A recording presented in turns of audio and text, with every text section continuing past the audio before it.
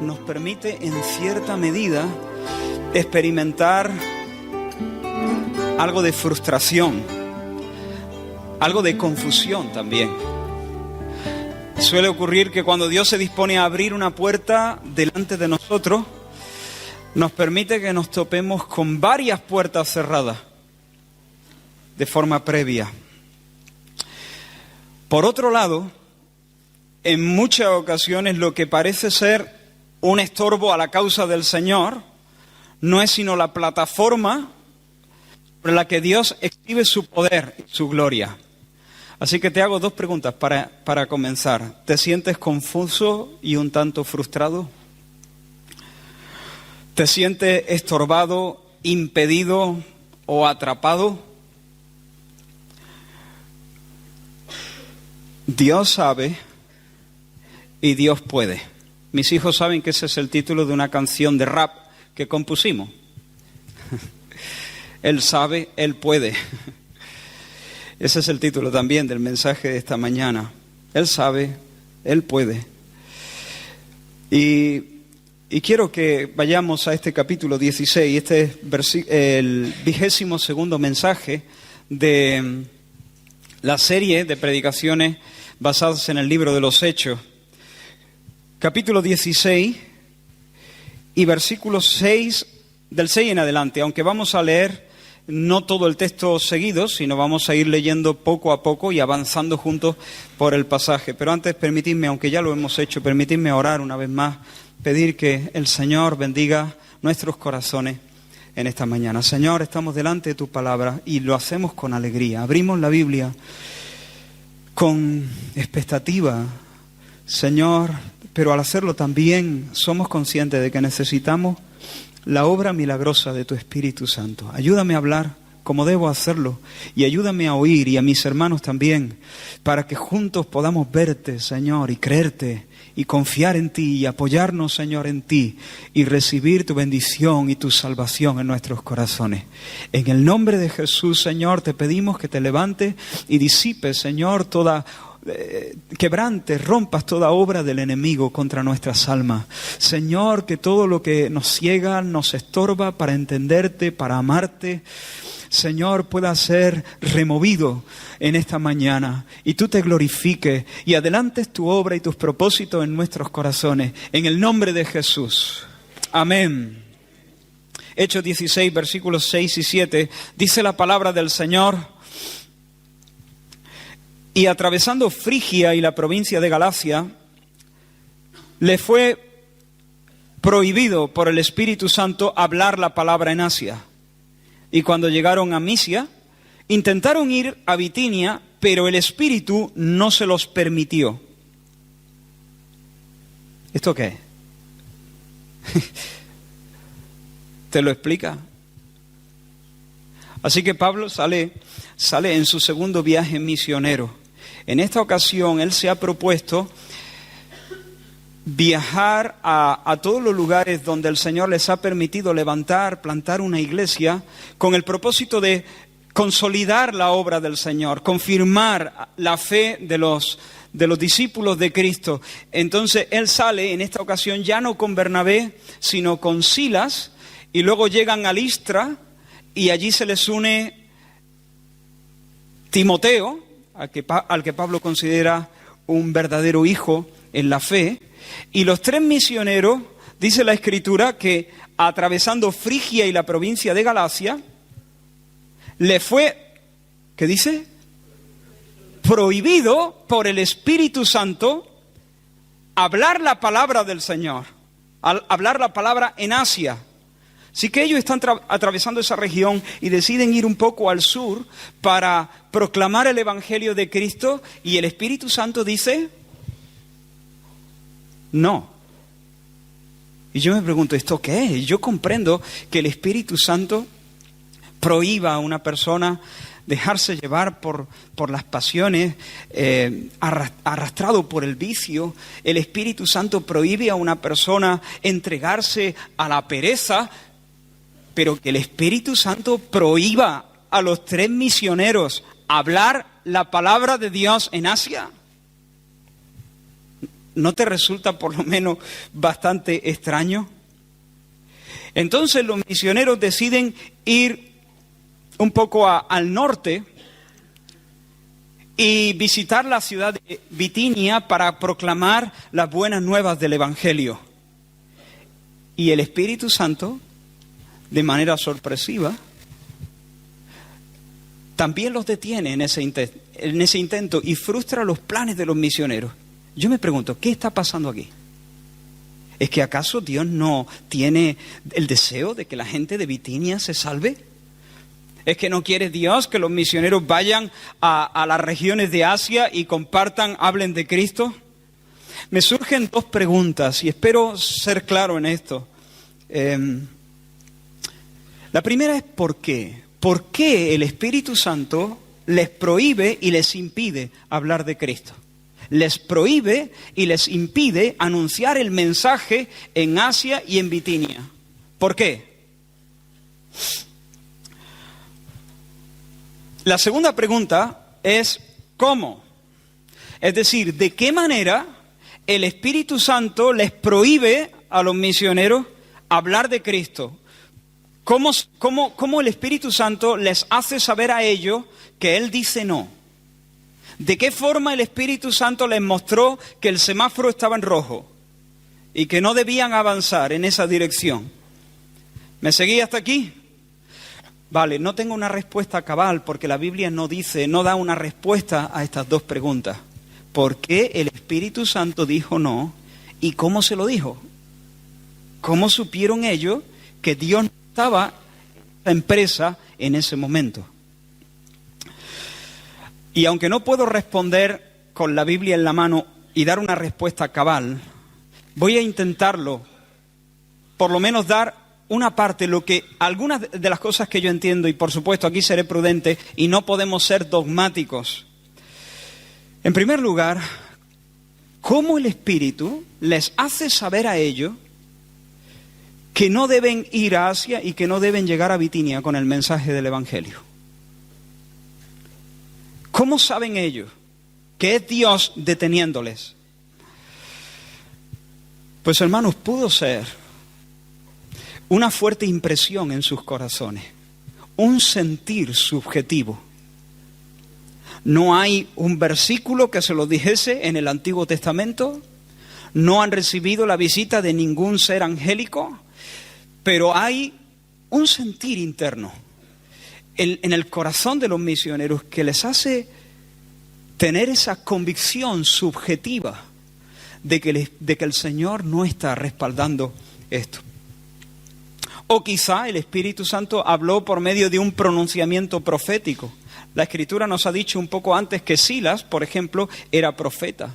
Y a lo mejor buscando al Señor juntos, teniendo un tiempo de oración y buscando la dirección del Señor, una palabra del Señor viene a través de su siervo Silas y entonces él se puede levantar y decir, hermano, el Señor está diciendo tal y tal cosa, que Él no está en esta empresa, que Él no quiere que vayamos por ese camino, que debemos detenernos. Bien pudo ser de esa manera. O a lo mejor el Señor lo hizo de otra manera. A lo mejor el Señor dispuso de forma providencial las circunstancias, de modo que les fue imposible hacer lo que habían pensado hacer.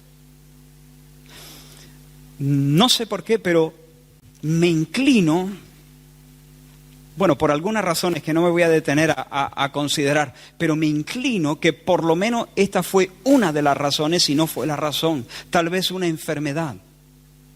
Cuando Pablo recorría la región de Galacia y escribe a los Gálatas, dice que por una enfermedad en el cuerpo. Y también me llama la atención, bueno, no voy a seguir porque si no me enredo por ahí.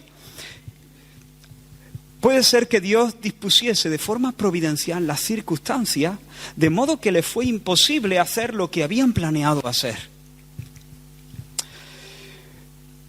O tal vez no fue ninguna de esas tres anteriores. A lo mejor fue una combinación de esas tres y otras cosas más. Lo cierto es que a veces es difícil, hermanos, discernir si Dios me está deteniendo o si es el diablo el que me está estorbando, o si son mis sentimientos. Pero nosotros creemos, tenemos la convicción de que Dios puede guiar de esta manera a sus hijos ayer y hoy también. Dios puede colocar en el corazón de uno de sus hijos un fuerte sentir, una fuerte convicción. Tú no vas a encontrar ningún versículo que te diga vende o compra o vete a tal ciudad. No te lo vas a encontrar, pero un algo interno, subjetivo, te hace tener una certeza y una paz tocante a ese asunto, y llegas a la conclusión de que el Señor, el Espíritu Santo, te está dando testimonio de que debes hacer esto o aquello. Dios puede hablarte por medio de las circunstancias, y Dios puede traer por medio de un hermano o una hermana una palabra de sabiduría o una palabra profética. Yo estoy convencido de que este tipo de cosas pueden pasar en el día de hoy. También estoy convencido de que debemos ser muy prudentes con este asunto, muy prudentes, porque a una persona perezosa, no dada a la oración, no sujeta a la Escritura, le puede resultar muy fácil justificar cualquier cosa que hace o que deja de hacer diciendo, no, es que siento del Señor. Pero por el hecho de que eso sea un truco malo, no quita que Dios no pueda poner un sentir claro de manera nítida y contundente, y hablar como hablaba, como vamos a ver más adelante. Ahora, vemos bien en apegarnos a la Escritura, buscar el rostro del Señor en oración de manera seria y buscar el consejo de la iglesia, de otros hermanos. Y de esa forma, esperando en el Señor, acallando nuestras emociones en su presencia, Dios nos va a ir guiando de manera segura. No es fácil discernir con facilidad muchas cuestiones, si es la voluntad de Dios o si no es la voluntad del Señor.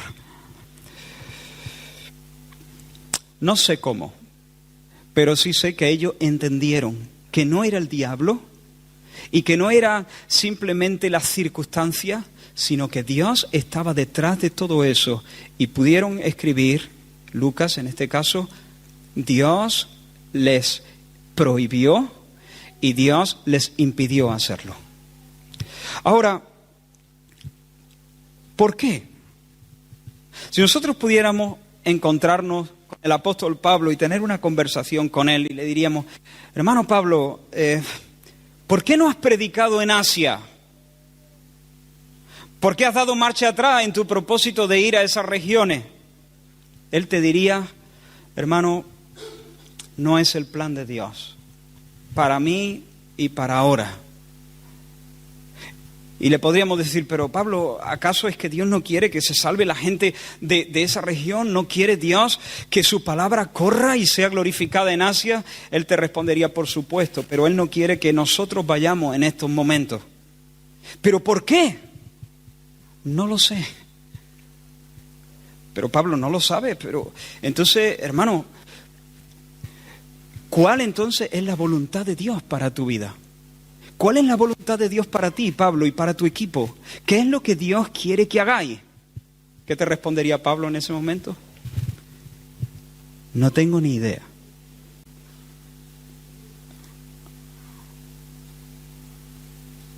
Sé cuál es la voluntad de Dios general. Dios me ha llamado, como a todos sus hijos. Hay una voluntad de Dios que es común para todos. Sé cuál es, en un marco más pequeño, cuál es mi vocación y mi llamado como apóstol a los gentiles. Pero si lo que me estás preguntando es cuál es el siguiente paso, ¿qué quiere Dios ahora de nosotros? No tengo ni idea. Pero Pablo, tú eres el líder del equipo. Tú eres el líder y no sabes qué hacer. Así es, hermano. No tengo ni idea. Pero bueno, Pablo, si tú no lo sabes, entonces ¿quién lo sabe? Él sabe. Él sabe lo que hay que hacer. Misión, te diría él, es su misión. Cristo Cristo no solamente está sentado a la diestra de la majestad de las alturas, sino que desde allí preside.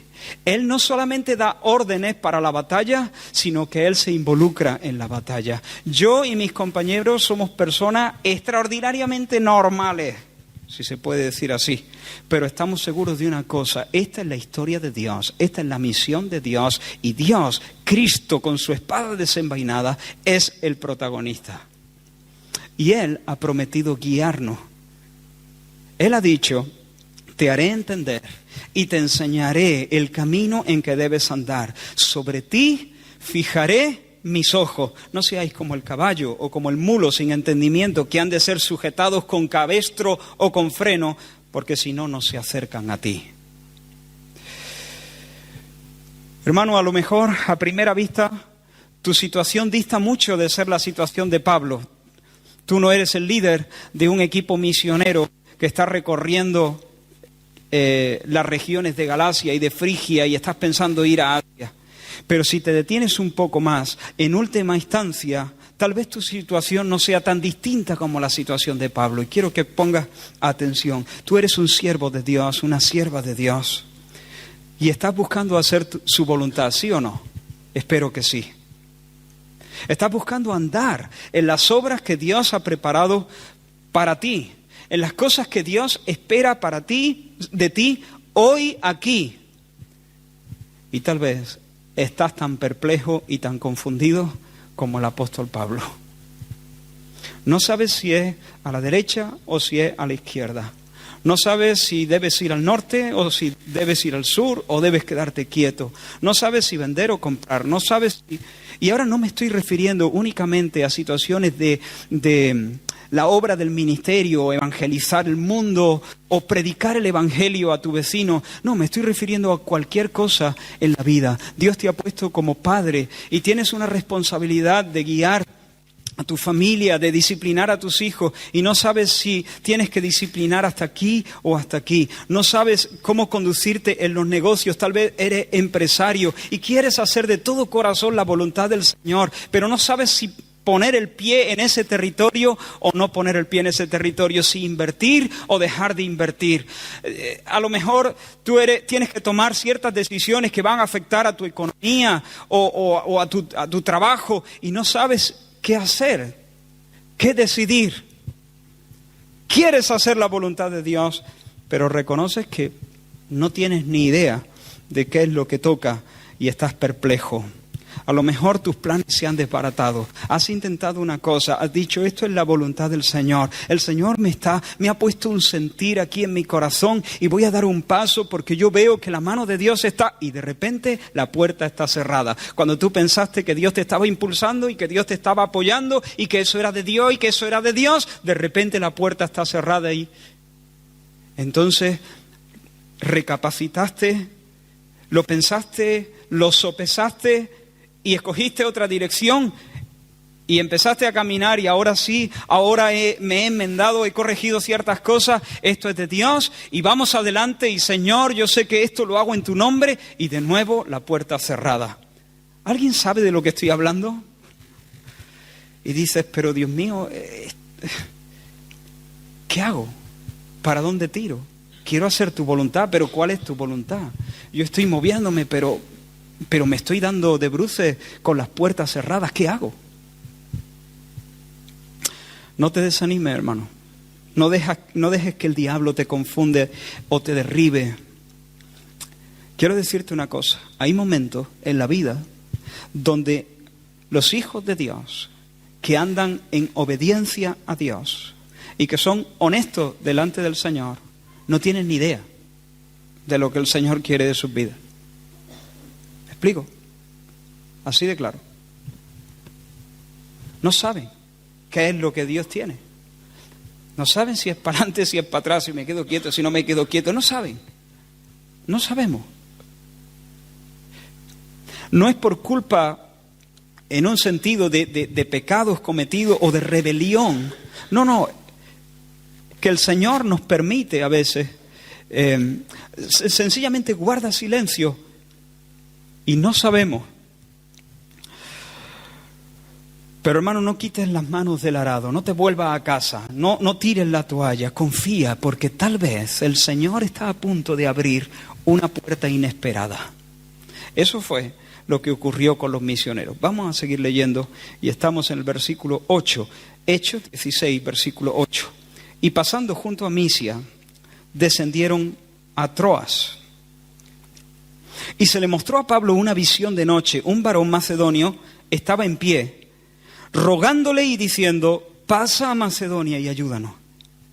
Cuando vio la visión, enseguida procuramos partir para Macedonia, dando por cierto que Dios nos llamaba para que les anunciásemos el Evangelio. De repente Pablo llega a Troas y, hermanos, en Troas suceden dos cosas que son importantísimas en la historia de la misión cristiana. En primer lugar, Pablo recibe dirección divina, la visión del varón macedonio. Allí el Señor, mientras él... ¿Qué estaría haciendo Pablo en Troas? Te pregunto, no responda en voz alta, piensa solo. ¿Qué estaría haciendo Pablo en Troas?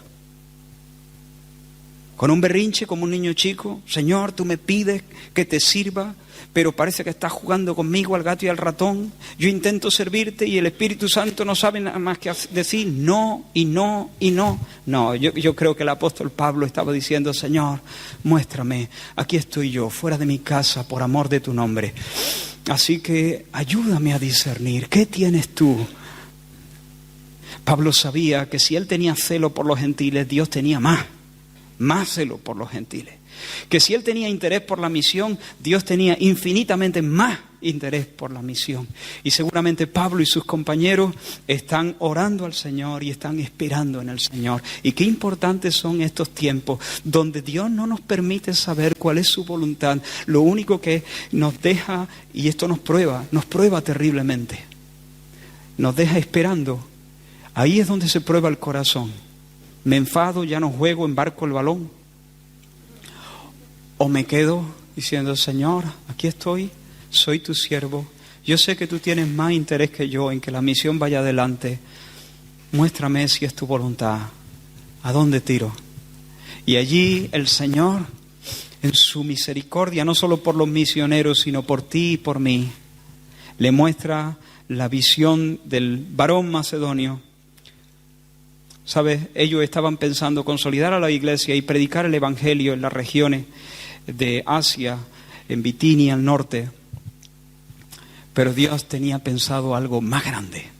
Dios tenía pensado abrir una puerta inesperada. Poner sus dos pies en un plan que no habían calculado previamente. El Evangelio iba a entrar y la luz iba a invadir Europa. ¿Alguno está contento por eso? Más allá del mar Egeo. Eso es lo primero que sucede en Troas. Lo segundo que sucede en Troas es algo también muy importante. Quiero que miren la narración de nuevo. Versículo 8. Date cuenta de un detalle.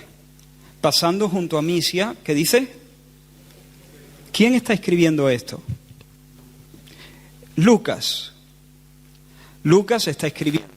Él es el historiador que está relatando estos sucesos. Así que, ¿de quién está hablando Lucas? De 3 misioneros. ¿Quiénes son? Pablo, Silas y Timoteo, que se ha unido a ellos en Listra. Mira el versículo 10.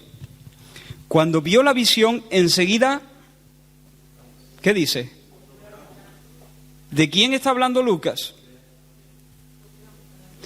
Lucas está hablando de 4 misioneros.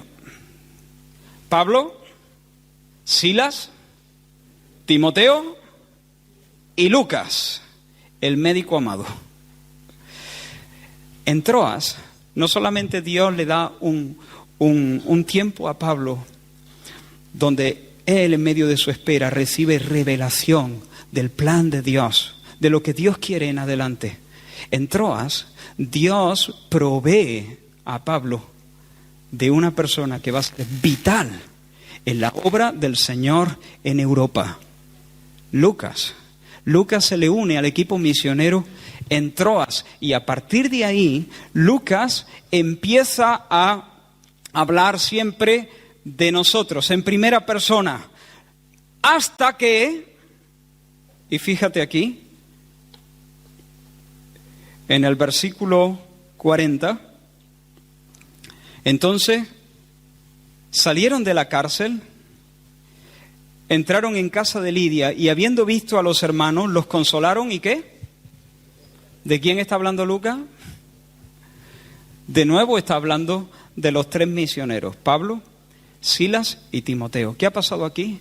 Hermanos, en Troas, Dios une a Lucas al equipo misionero. Ellos entran en la región de Macedonia, se detienen en una de las ciudades principales, Filipos. Dios establece una pequeña o una iglesia allí en la ciudad de Filipos y luego el equipo misionero marchan a la siguiente ciudad, Tesalónica. Pero ¿quién queda a cargo del equipo misionero, de la nueva iglesia, de los nuevos creyentes? Aquel que ha sido la provisión de Dios en el tiempo de espera. Lucas. Ya Lucas no va a hablar de nosotros de nuevo en Hechos hasta que de nuevo pasan por Filipos. Porque Lucas ha quedado allí estableciendo y consolidando a los nuevos creyentes en Filipos. Por cierto, esta iglesia, la iglesia de los filipenses, algunos comentaristas dicen que es la iglesia más cercana al corazón de Pablo. Hermanos, cuando el Señor nos regala tiempos de incertidumbre, cuando Dios nos regala tiempos donde no sabemos exactamente cuál es su voluntad, y en la medida en que nos conocemos, claro, no somos perfectos, sabemos que tenemos tantas carencias y tanta necesidad de crecer, pero no estamos andando en rebeldía, estamos siendo honestos delante del Señor, nuestro corazón está abierto a Él, queremos de verdad hacer su voluntad y Dios nos deja sin dirección. En esos tiempos de espera, en esos tiempos de incertidumbre, Dios hace cosas preciosas, hermanos. Dios nos curte, Dios nos prueba y Dios nos lleva al lugar donde podemos entender mejor sus propósitos, acomodarnos mejor a ellos y Dios nos provee de la ayuda y de los recursos que necesitamos para hacer la obra. Así que volvamos a la pregunta, ¿por qué? ¿Por qué Dios les prohíbe y los trata de esa manera a los misioneros? ¿Por qué les deja durante un tiempo sin mucha luz? Pues no lo sé, hermano. La Biblia no lo dice, así que yo no voy a decir por esto y por esto. Pero hermanos, entre otras cosas, el Señor es el que conoce los campos. El Señor conoce cuando un campo está blanco para la siega, cuando es tiempo de sembrar o cuando es tiempo de recoger. También el Señor es el Señor del campo y Él es el que ordena a los obreros que van a labrar o que van a sembrar o que van a segar ese campo. Y además, hermanos, estoy convencido de que con frecuencia esta experiencia frustrante son las que nos preparan para poder ser siervos útiles en las manos del Señor. Cuando los planes se estancan, cuando nos damos de bruces con puertas cerradas, cuando los sueños se mueren, cuando los planes se abortan, cuando de forma providencial todo parece un no mayúsculo, hermanos, entonces se profundiza nuestro sentido de dependencia. En los que son creyentes de verdad, en otros patalean y se enfadan con el Señor, pero se profundiza el sentido de dependencia. Nuestro orgullo y nuestra autoconfianza son heridas de muerte y son mantenidas a raya. Somos más conscientes de nuestra torpeza. Caminamos más de puntillas. Tenemos más temor del Señor. Y estamos más dispuestos a ser guiados por el Señor. ¿Se entiende? Pero aún en medio de estos bandazos, esto es de Dios, esto es de Dios, esto no es de Dios. Pero esto es de Dios, esto es de Dios. No es de Dios. Aún en medio de estos bandazos, hermanos, el Señor nos capacita y nos provee los recursos que necesitamos para que la misión vaya adelante. Bendito sea el nombre del Señor. Así que, hermanos, debemos ver a Dios con más frecuencia en las puertas cerradas, en los retrasos, en las averías, en las enfermedades, en la oposición. Debemos ver a Dios con más frecuencia. Tenemos la tendencia de achacarle sistemáticamente todas estas cosas al diablo. Pero el que dijo no y el que les impidió, en esta ocasión, en otra sí, en otra ocasión, el mismo apóstol Pablo dice, pero Satanás nos estorbó. Pero en esta ocasión no, era el Señor el que estaba poniendo trabas. Así que el Señor nos ayude a crecer en discernimiento. Y tal vez haya personas aquí que están frustrados por retrasos, averías, enfermedades, oposición. Te quiero decir una cosa, no te desanimes. Dios cuenta contigo, pero cuando el Espíritu Santo que cuenta contigo te está cerrando las puertas, es porque se está fraguando otra cosa. Dios no te cierra puertas para que tú le sirvas porque Él sea indiferente a la misión. Todo lo contrario, es porque Él tiene una pasión que se desborda por la misión. Amén. Tercera lectura, vamos a seguir avanzando, capítulo 16, versículos del 11 en adelante. Y ahora haremos una lectura larga. Zarpando pues de Troas, vinimos con rumbo directo a Samotracia. Rumbo directo, claro que sí. Ya ellos saben lo que Dios quiere. Y el día siguiente a Neápolis y de allí a Filipos, que es la primera ciudad de la provincia de Macedonia, y una colonia, y estuvimos en aquella ciudad algunos días. Y un día de reposo salimos fuera de la puerta junto al río, donde solía hacerse la oración, y sentándonos hablamos a las mujeres que se habían reunido. Entonces una mujer llamada Lidia, vendedora de la ciudad de Tiatira, que adoraba a Dios, estaba oyendo y el Señor dio el corazón de ella para que estuviese atenta a lo que Pablo decía. Y cuando fue bautizada y su familia, nos rogó diciendo, si habéis juzgado que yo sea fiel al Señor, entrad en mi casa y posad. Y nos obligó a quedarnos. Hasta ahí la lectura. Hermanos, ellos entran en Filipos. La estrategia de Pablo era casi en todo lugar la misma. Él siempre buscaba la sinagoga. Y cuando llegaba a la sinagoga, entonces él hablaba con las personas allí y les presentaba a Cristo como el Mesías de Israel, como la esperanza de los judíos. Y entonces allí él ganaba los primeros convertidos y desde allí empezaba a operar en el resto de la comunidad. Pero llega a Filipos y no hay sinagoga. Primer contratiempo. Todo lo que hay es un grupo de oración. Los judíos decían que si no había por lo menos, esta era su manera de proceder, si no había un mínimo de 10 hombres no podía haber sinagoga.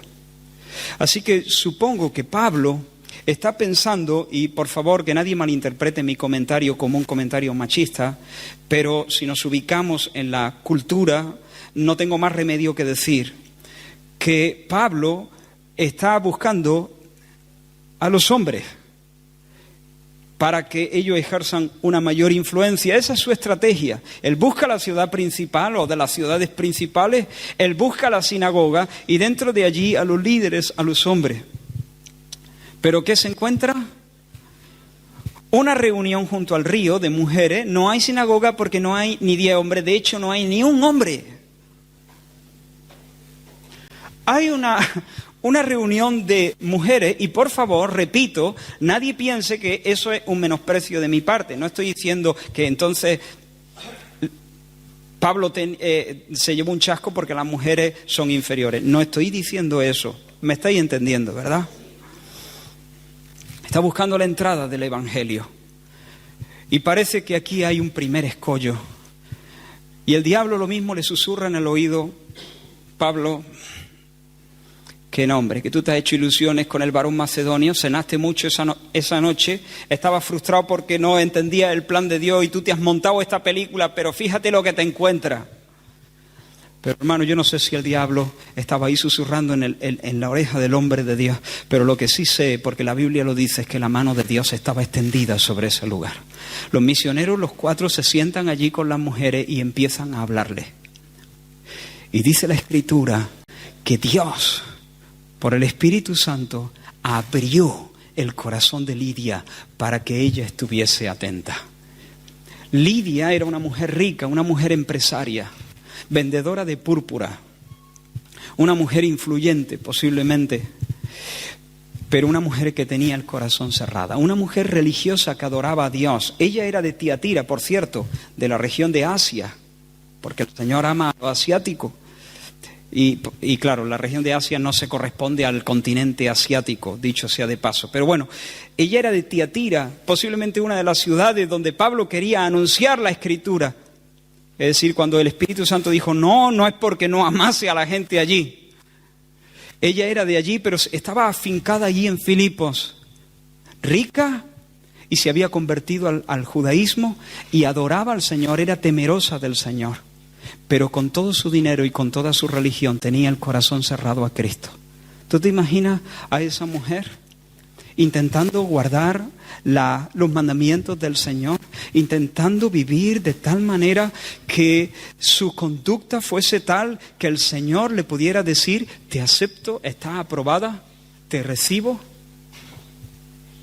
Eso es un yugo demasiado pesado. Sin embargo, mientras Pablo y los misioneros anunciaban a Cristo, el Espíritu Santo abrió su corazón. Hermanos, Pablo le estaba hablando a los oídos, pero el Espíritu Santo es el único que puede hablar al corazón. Y cuando el Espíritu Santo habla al corazón, el corazón se abre. A eso lo llamamos el llamado interno, el llamado eficaz de Dios. Cuando las personas oyen el Evangelio, aunque lo entiendan en un sentido de forma superficial con sus mentes, aunque puedan razonar, aunque puedan unir los conceptos, sus corazones están cerrados a Cristo y van a permanecer cerrados a Cristo a menos que Dios haga un milagro en ellos y los abra. Por eso el Señor Jesús les dijo a sus contemporáneos, nadie puede venir a mí si el Padre no se lo concede. Solo Dios tiene la prerrogativa de abrir el corazón. Pero bendito sea su nombre, Dios en su misericordia no deja a la gente en su dureza y en su cerrazón, sino Dios allí extendió su mano. Y a esa mujer rica y religiosa, pero que no era salva, con toda su religión, Dios le abrió el corazón para que recibiera el mensaje, dicen algunas versiones, para que pudiera entender lo que Pablo decía, para que lo pudiera aprehender en su corazón, para que lo pudiera recibir y abrazar, para que lo pudiera saborear, para que entendiera no solamente los conceptos en su cabeza, sino que les bajase una cuarta más o menos y aquel mensaje pudiera libertar el corazón. Y tal fue el poder manifestado de Dios en su corazón que esa mujer se convirtió a Cristo. Se acabó el yugo de la religión. El quiero y no puedo. El debo pero no tengo la capacidad. La religión te dice haz esto y vivirás. Pero el problema es que no te da la capacidad de hacerlo. Ese es el problema de los 10 mandamientos.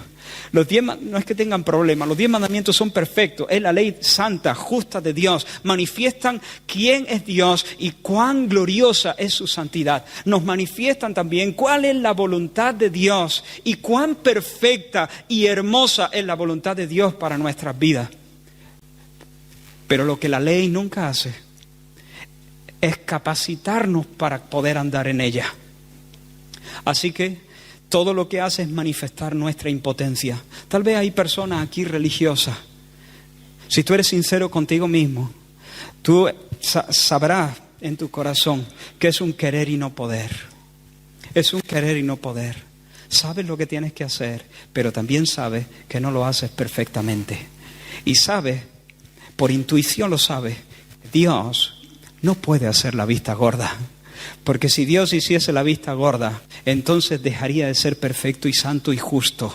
Si Dios te pasase la mano, entonces Dios sería un juez injusto. Dios no va a recibir nada que no sea perfecto. Y tú sabes que no eres perfecto. Pero el evangelio que los predicadores estaban anunciando era un evangelio donde Dios atribuye perfección a personas que no son perfectas. Y yo espero que hoy la mano de Dios esté extendida sobre este lugar también. Hay una justicia y una perfección que se regala. Que se regala.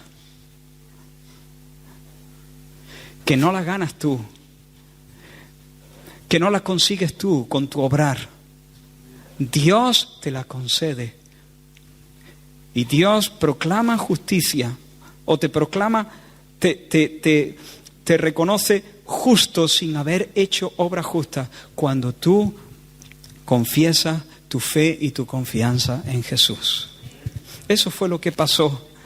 Y Lidia se levantó de ese terreno de impotencia y se bautizó, y toda su familia también llegó a creer en el Señor y se bautizaron. Ella es la primera convertida en Europa, aunque ella misma no era europea, por así decirlo. Estos conceptos no son iguales tampoco a los que nosotros tenemos de Europa, ¿eh?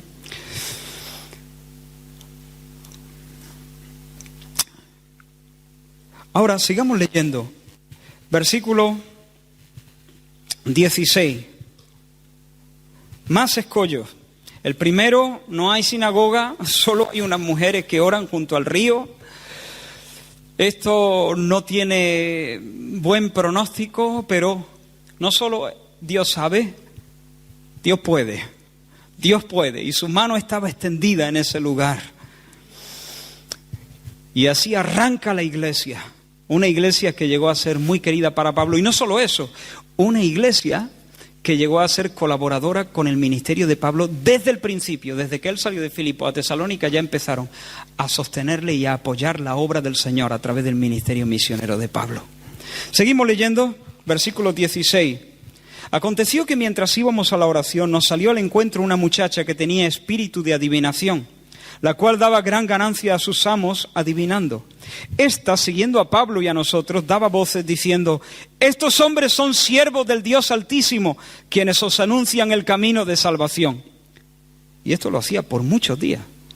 Mas desagradando a Pablo, éste se volvió y dijo al espíritu: te mando en el nombre de Jesucristo que salgas de ella.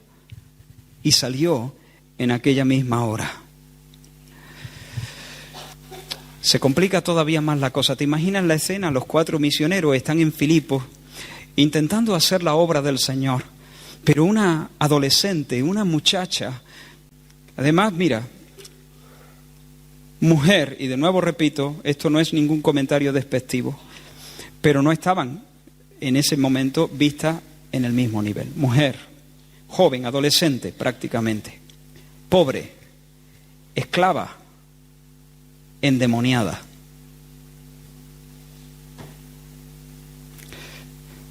Una rica comerciante religiosa, una chavala endemoniada, esclava 2 veces.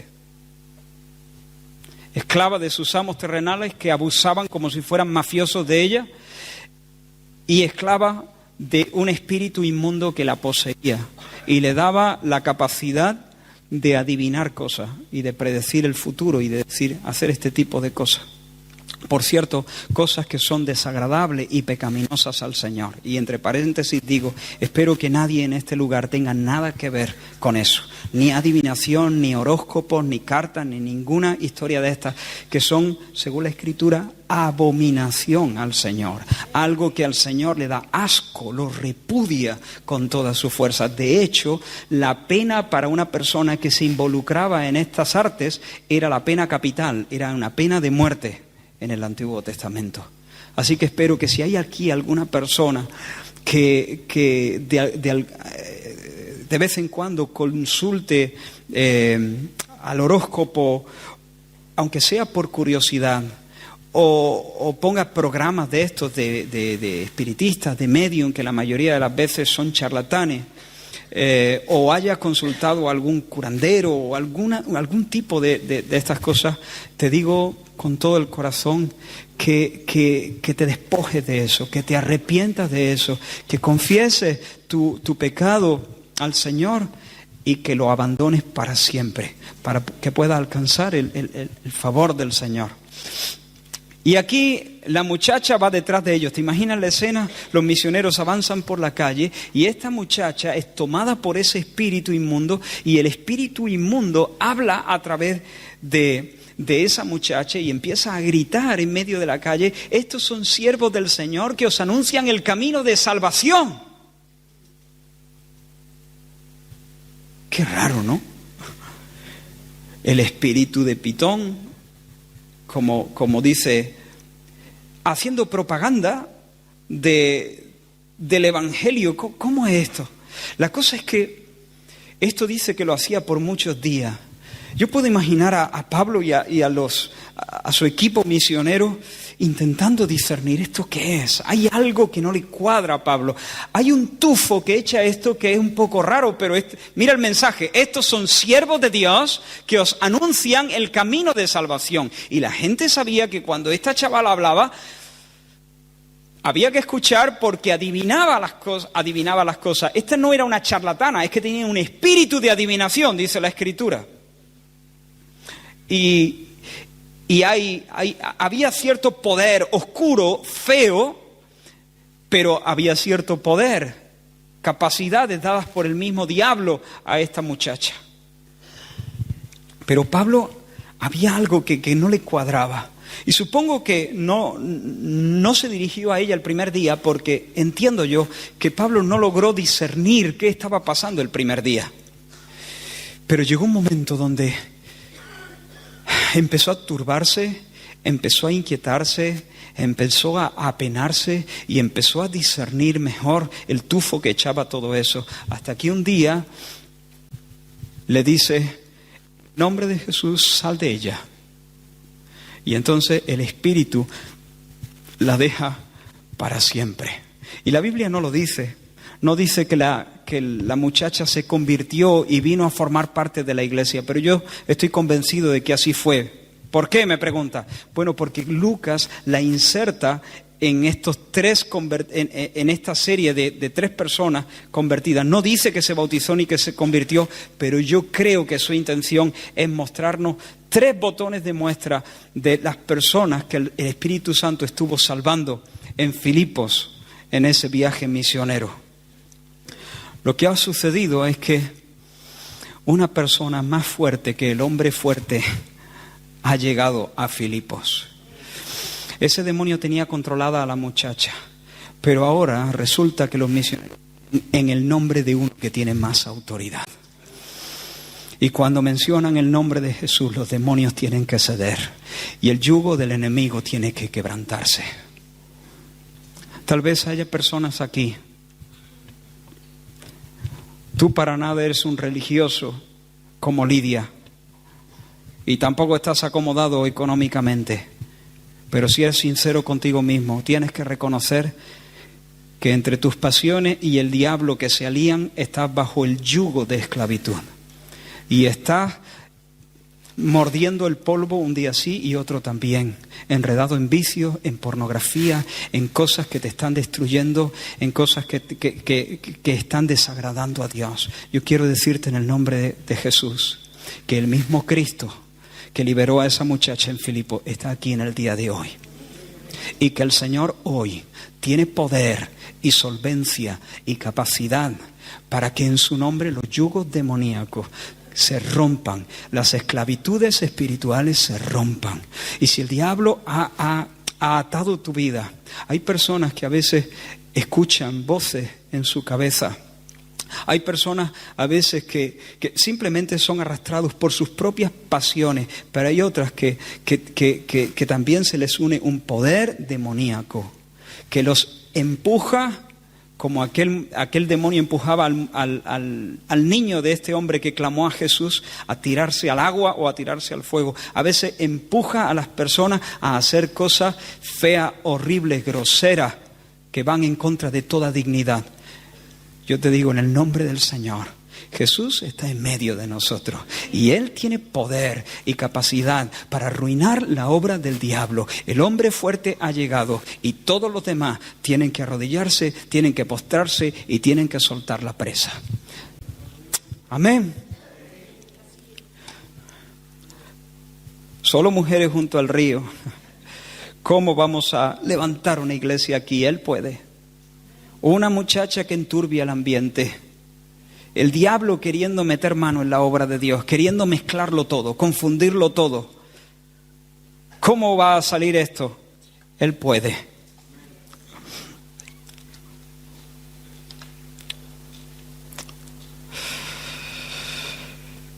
Pero ahora es cuando se complica todavía más la historia. Y leemos la parte final y con esto vamos terminando. Versículo 19. Pero viendo sus amos que había salido la esperanza de su ganancia, prendieron a Pablo y a Silas y los trajeron al foro ante las autoridades. Y presentándolos a los magistrados dijeron: estos hombres, siendo judíos, alborotan nuestra ciudad y enseñan costumbres que no nos es lícito recibir ni hacer, pues somos romanos. Y se agolpó el pueblo contra ellos, y los magistrados, rasgándoles las ropas, ordenaron azotarles con varas. Después de haberles azotado mucho, los echaron en la cárcel, mandando al carcelero que los guardase con seguridad, el cual, recibido este mandato, los metió en el calabozo de más adentro y les aseguró los pies en el cepo. Pero a medianoche, orando Pablo y Silas, cantaban himnos a Dios, y los presos los oían. Entonces sobrevino de repente un gran terremoto, de tal manera que los cimientos de la cárcel se sacudían, y al instante se abrieron todas las puertas, y las cadenas de todos se soltaron. Despertando el carcelero y viendo abiertas las puertas de la cárcel, sacó la espada y se iba a matar, pensando que los presos habían huido. Mas Pablo clamó a gran voz diciendo: no te hagan ningún mal, pues todos estamos aquí. Él entonces, pidiendo luz, se precipitó adentro y temblando se postró a los pies de Pablo y de Silas, y sacándolos les dijo: señores, ¿qué debo hacer para ser salvo? Ellos dijeron: cree en el Señor Jesucristo y serás salvo tú y tu casa.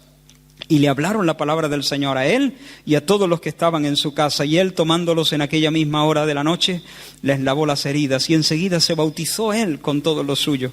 Y llevándolos a su casa les puso la mesa, y se regocijó con toda su casa de haber creído a Dios. Fue de día, bueno, hasta ahí, porque el tiempo se nos echa encima. Hermanos, ¿has visto esta escena? Sopésala. El delito de esta gente ha sido liberar a una muchacha endemoniada y hacerla libre. Y ahora toda la gente es muy religiosa, muy amable, muy educada, hasta que se toca sus intereses personales. Y a esta gente se les tocó el bolsillo y se volvieron en contra de los misioneros. Así que violaron sus derechos, porque algunos de ellos eran ciudadanos romanos. Esto no se podía hacer con un ciudadano romano. Los azotaron con varas de tal manera que los vapulearon. Los afrentaron públicamente y los tiraron en el calabozo de más adentro. Encima pusieron sus piernas bien separaditas en el cepo, en una posición incómoda, que en pocos minutos estaban sufriendo calambres. En el calabozo de más adentro no había luz. Uno no sabía si los ruidos eran de las costillas rotas o de las ratas o de los insectos que estaban por allí. Y en medio de esa situación, supongo que el diablo también allí presente, intentando lanzar sus dardos de fuego a la cabeza de Pablo y de Silas, porque al parecer habían tomado a ellos dos, diciendo: ¿dónde está Dios ahora? ¿Este es tu Dios? ¿Te envía aquí y ahora te abandona en el cepo? Sembrando dudas acerca de Dios, sembrando dudas acerca de la misión, sembrando dudas acerca de ellos mismos. No, si Dios es Dios, Él está donde siempre, pero seguro que has pecado, seguro que te has desviado, seguro que te has confundido, seguro que no debiste ser, sembrando dudas. ¿Te ha pasado alguna vez? Pero allí en el cepo, a oscuras, en la prisión, Dios sigue con su mano extendida. Si tomare las alas del alba y habitare al extremo del mar, o si habitare en el calabozo de más adentro, a oscuras, aún allí me guiará tu mano y me asirá tu diestra. Y ellos empiezan a orar. Silas, vamos a orar al Señor. Vale, Pablo, vamos a orar al Señor. Y empiezan a orar al Señor. Señor, ayúdanos, pero pronto están alabando al Señor y ya empiezan a cantar himnos, de tal manera que los presos los oían. Duncan Campbell, el gran predicador, hablando de este pasaje, él decía: sospecho que si yo hubiera sido Silas, Pablo hubiera tenido que cantar un solo.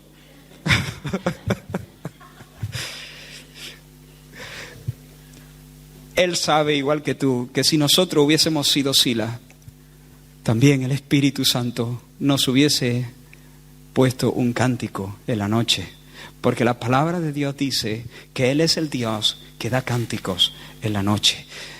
Quizá yo me miro hoy y yo digo, yo también, si yo hubiese sido Silas, Pablo hubiese tenido que cantar un solo. Pero nosotros sabemos que en el momento oportuno el Señor da el socorro oportuno.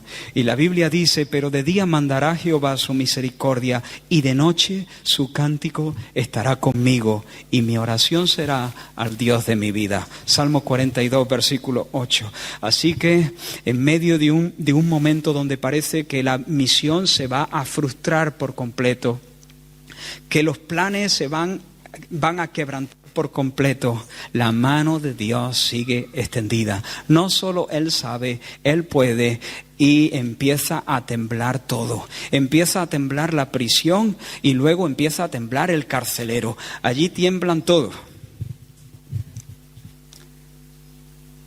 Y cuando el carcelero se da cuenta que las puertas y las puertas se han abierto y las cadenas se han soltado, entonces él decide, claro, los carceleros, los funcionarios de prisiones, bajo el Imperio Romano, tenían la responsabilidad de custodiar a los prisioneros,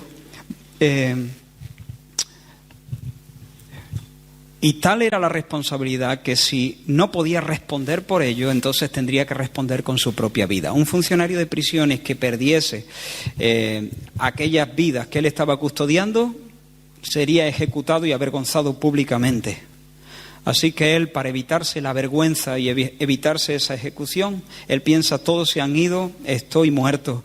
Él toma su espada y está a punto de tirarse sobre ella para matarse. Allí lo tiene, un hombre a punto de suicidarse.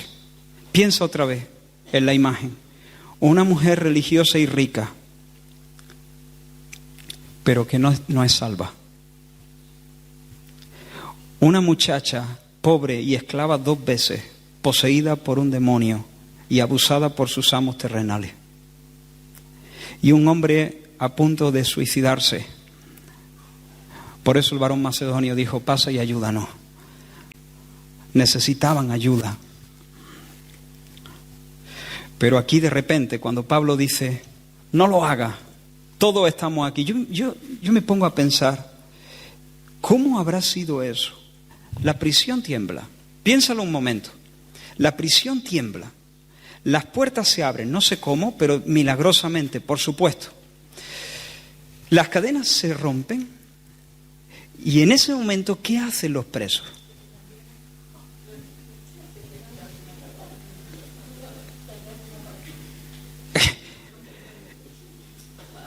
Yo me imagino la escena de esta forma. Quizá es un poco romántica, pero me gusta imaginármela así. Los presos, en medio de la noche, era la medianoche ya. Los misioneros estaban molidos, pero estaban cantando al Señor. Cantando porque querían cantar. No como algunos dicen: voy a hacer un sacrificio de alabanza, ¿no? No, sacrificio de alabanza significa otra cosa, hermano. Sacrificio de alabanza significa ofrenda de alabanza. No, que no quiero alabar, pero bueno, me voy a forzar. No, eso no es, ¿no? No, ellos empiezan a orar y terminan cantando al Señor, confesando al Señor. ¿Les dolía el cuerpo? Sí, pero su alma era más libre que un pájaro. Sus pies en el cepo, su alma era libre en el Señor. Y los presos los oían. De repente, la prisión tiembla, las puertas se abren, las cadenas se sueltan y los presos a una corren hacia la salida. Y la salida está en el calabozo de más adentro. Una convicción de algo sobrenatural cae allí en esa prisión.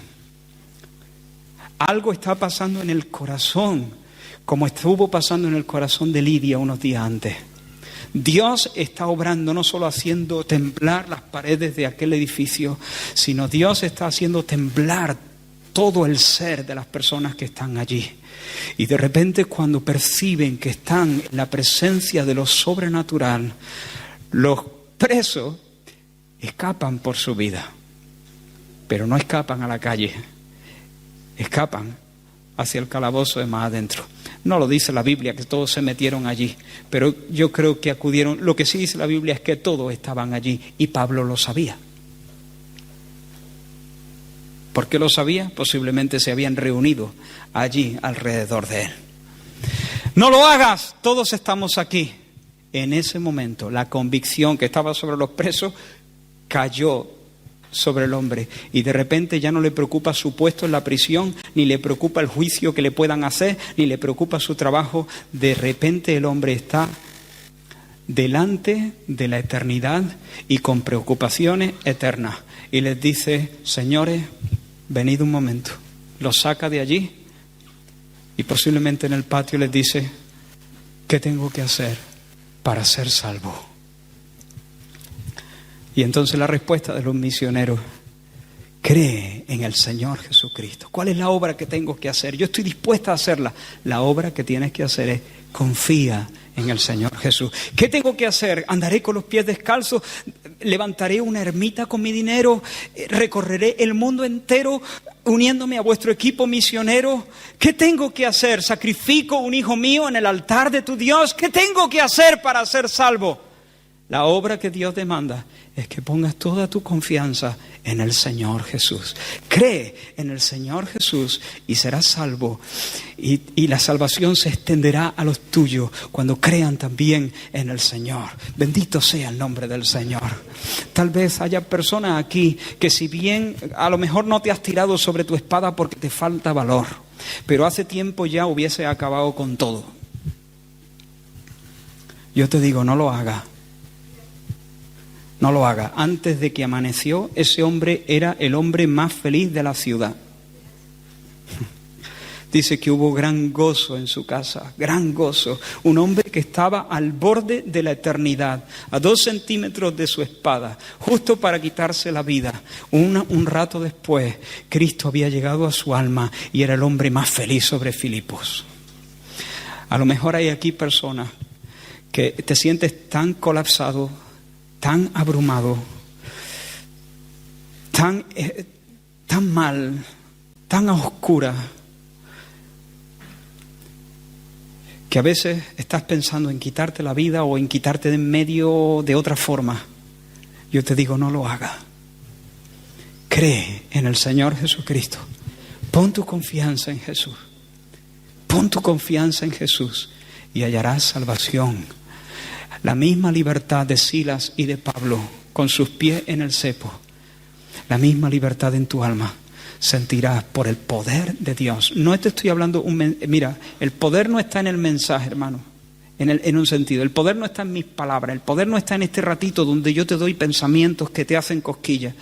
El poder está en Jesús. Él está presente, Él es Dios, Él es una persona real, auténtico. Él está aquí. No lo vemos ni tú ni yo. A lo mejor ni siquiera lo sientes. Esto no es tampoco por sentir. Pero cree en el Señor Jesucristo. ¿Eres religioso? ¿Tienes un montón de religión? Cree en el Señor Jesucristo y serás salvo. Porque no puedes perfeccionarte con tus limosnas y con tus oraciones y con tus reuniones. No puedes perfeccionarte. Dentro de un tiempo vas a estar cara a cara con Dios y Dios no va a recibir nada que no sea perfecto. Yo te pido, te suplico en el nombre del Señor, cree hoy en el Señor Jesucristo y dile: Señor, tú eres mi justicia. ¿Con qué me voy a presentar? Nada en mis manos traigo, Señor. Solo a tu cruz me aferro. Yo confío solamente en la obra de Jesús. Él cargó con mi culpa y con mi condena y me regala su justicia y la bendición que Él merece. Esta mañana le pregunto a una hermana, le digo: ¿cómo está? Y dice: mejor de lo que merezco. Mi respuesta fue: Así sucede con todo y con un cristiano de manera especial, porque lo que merecemos es condenación, porque cada persona en este lugar ha pecado y nuestra religión, todas nuestras obras religiosas no sirven para nada. Después de poner todo en balanza, pesan menos que el polvo. Pero Dios nos regala justicia sin obra, sin haber hecho obra. Dios nos regala los méritos de Cristo, nos los pone a nuestra cuenta y a Él le da el pago de nuestros pecados. ¿Eres religioso? Deja ya de intentar perfeccionarte. Cree en el Señor Jesucristo y serás salvo. ¿Estás bajo yugo de esclavitud? Al pecado, al vicio, al rencor, haciendo tu vida cada vez más miserable. Hay uno fuerte que puede libertarte. Tú no puedas, no prometas, no digas a partir de mañana, no puedes, eres esclavo. No puedes, eres esclavo. Cree en el Señor Jesucristo. Él es poderoso para romper esa cadena hoy, aquí, antes de que tú salgas por la puerta. Él, no yo, no la iglesia evangélica, Jesús es el que salva, es el que liberta. Cree en el Señor Jesucristo y serás salvo. Eres un hombre que sientes que la vida ya, eres una persona que está como el carcelero de Filipo a punto de... No lo hagas. Cree en el Señor Jesucristo y cantará. Qué bendición que el Señor tenga esa pasión por nosotros, ¿verdad? Qué bendición que el Espíritu Santo les dijese no. Y luego les diese una visión de un varón macedonio que dijese pasa y ayúdanos. Qué bendición que el Señor haya levantado esa iglesia. ¿Qué tiene que ver una mujer rica y religiosa con una esclava pobre y endemoniada? ¿Qué tiene que ver con un funcionario de prisiones, posiblemente, casi con toda seguridad, un veterano soldado jubilado, rudo y politeísta? ¿Qué tiene que ver esa gente? Pues son gente amada por Dios desde la eternidad. Gente que ahora, posiblemente en casa de Lidia, se van a ver todas las semanas para cantar las canciones que Pablo y Silas les van a enseñar. Gente que ahora van a ser una iglesia preciosa, que Pablo va a decir, os llevo en mi corazón, y que van a colaborar con el ministerio de Pablo desde el principio. Bendito sea el nombre del Señor. ¿Por qué no terminamos cantando esa canción que cantamos durante el tiempo de alabanza, que dice, a ver si me acuerdo, creo que... El perdido salvo es. Y piensa en estos tres. Yo sé que en Filipos hubo más, seguramente hubo muchas personas salvas más, pero creo que lo que Lucas intentó hacer es darnos tres muestras de tres personas completamente distintas para que sepamos que el Señor ama y que el Señor no hace acepción de personas y que el Señor en sus planes de salvación, en sus planes misericordiosos, acepta a todos y tiene misericordia de todos. Seas un religioso o no lo seas, seas alguien metido en la brujería o en el ocultismo o en el pecado más grosero, seas quien sea, cree hoy en el Señor Jesucristo. Mientras cantamos este canto, no esperes a que nadie te diga una sola palabra más. Si eres creyente, pues cree en el Señor Jesucristo y sigue creyendo. Si todavía no has dicho, Señor, hoy me arrepiento de mi pecado, hoy reconozco mi impotencia, hoy reconozco que ni mi religión ni nada de lo que yo pueda hacer es suficiente. Señor, yo hoy pongo mi confianza en Cristo, sálvame, rompe las cadenas, cambia mi vida. Hazlo ahí desde tu asiento, ponte en pie, vamos a cantar juntos. Si quieres quedarte sentado, quédate sentado, pero vamos a tener un momento de oración sincera, de clamor al Señor. Y si nunca has tomado, si nunca has visto esto y el Señor, por su Espíritu, mientras hablamos, te ha abierto el corazón también, como a Lidia, y esa es mi oración, que eso suceda. Entonces dile ahí en tu lugar cada palabra de esta canción, confiesa al Señor, proclámalo y experimenta la libertad del Señor. Amén. Aleluya.